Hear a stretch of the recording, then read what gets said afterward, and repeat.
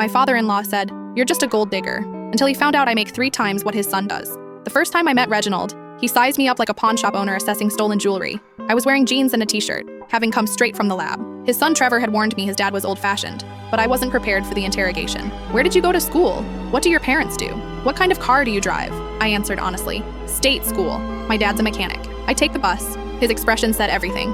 After dinner, I overheard him telling Trevor in the study, "She's after your trust fund." They always are. Trevor laughed it off, but I felt the sting. The comments continued for 2 years. At our engagement party, Reginald pulled Trevor aside, loud enough for me to hear, and suggested a prenup. "You need to protect yourself," he said. "Women like her know exactly what they're doing." At the wedding, he made a toast about how love conquers all, even financial disparities. The guests laughed. I smiled through gritted teeth. What Reginald didn't know was that while Trevor worked in his father's commercial real estate firm, making $95,000 a year, I'd been building medical imaging software. My base salary was $280,000. My stock options had just vested another $150,000. I dressed down, drove a beat-up Honda, and never corrected anyone's assumptions. Growing up poor taught me that people judge you instantly on appearances, so I stopped caring what they thought. The breaking point came at Thanksgiving. Reginald's sister asked what I did for work. "Oh, she works with computers," Reginald answered for me, making air quotes around works. His wife added, "It's sweet that Trevor doesn't mind supporting her while she figures things out."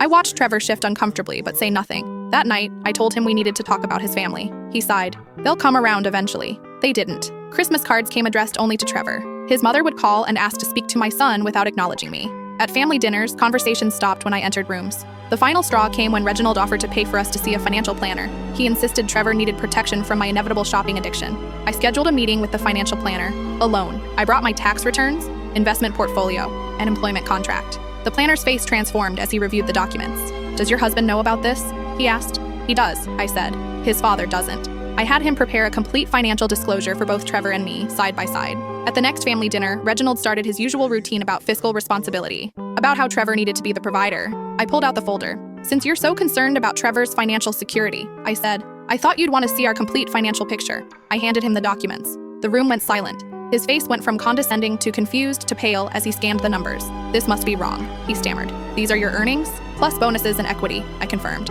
"Trevor's doing fine, but he's definitely not supporting me." His wife grabbed the papers. "But you dress like..."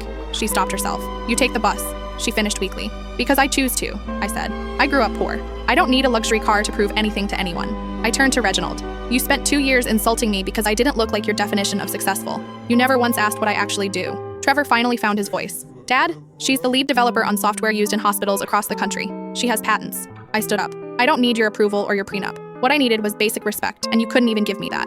I walked out. Trevor followed 5 minutes later. We spent Christmas at my parents' house that year. My dad and Reginald would have gotten along actually. They both judged too quickly, but at least my dad admitted when he was wrong.